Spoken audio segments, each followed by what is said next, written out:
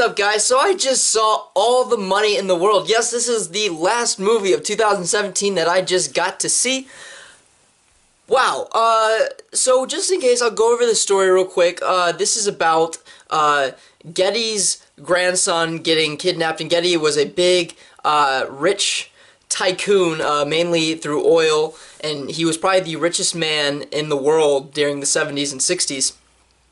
And his grandson gets kidnapped, and he's being held for ransom, and basically Getty is not going to pay the money. They ask him, how much money would you pay to release your grandson? And he's like, nothing. You know, he's like a selfish asshole, basically. He really is.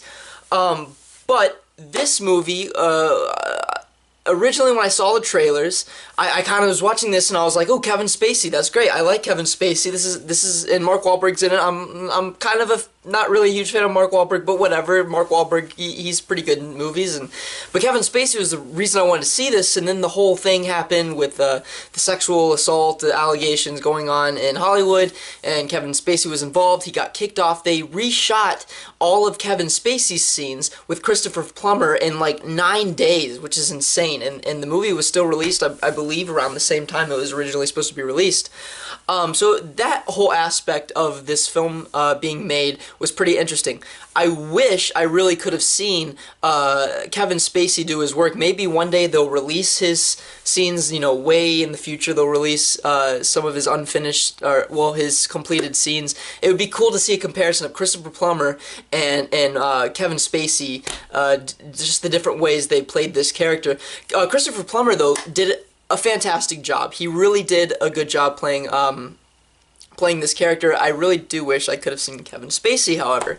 Mark Wahlberg is just fine. Mark Wahlberg is being Mark Wahlberg. Mark Wahlberg in every movie is just Mark Wahlberg. But he did fine in this movie. He was the detective. He was also kind of Getty's bodyguard kind of person. Michelle Williams, who we just saw in The Greatest Showman, is the mother of the grandson that was kidnapped. She did just fine. She did an amazing job in this film. But this movie did surprise me. It really did. I was kind of going into this not really expecting much, kind of being bored throughout the entire movie.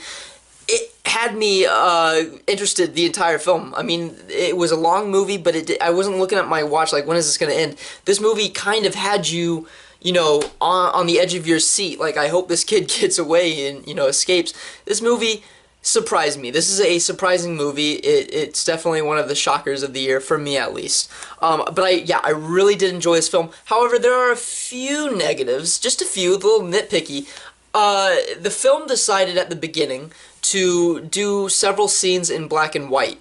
It even opened up in a black and white, black and white, and I was like, okay, that's interesting, and then it went into color, and then there was another scene that was in black and white. That was like a flashback scene, but there were plenty of other flashback scenes that weren't in black and white. So there was only those two instances, and I was thinking to myself, what was the point of that being in black and white? That was really weird.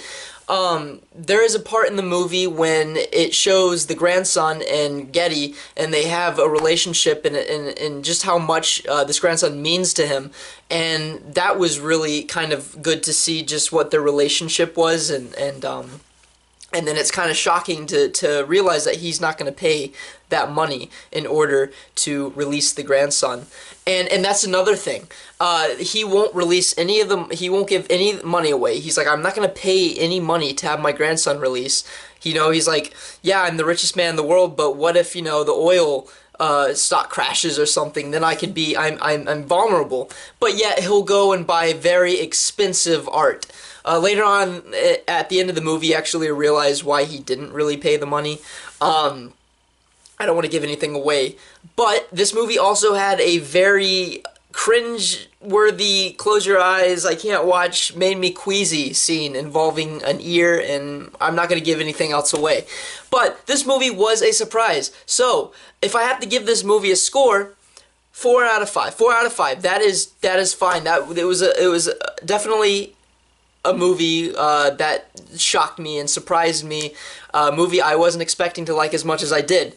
So guys, that's my review on All the Money in the World. if you're interested in this movie, go ahead and check it out. If you're hesitant towards it, wait till Redbox. But that's my review. Alright guys, that's all I got for you today. If you like this review, go ahead and like and subscribe to my channel, Lil Sprek. Follow me on Twitter at Lil Sprek. It would help me a great deal. Alright guys, that's all I got for you today. I'll see you later.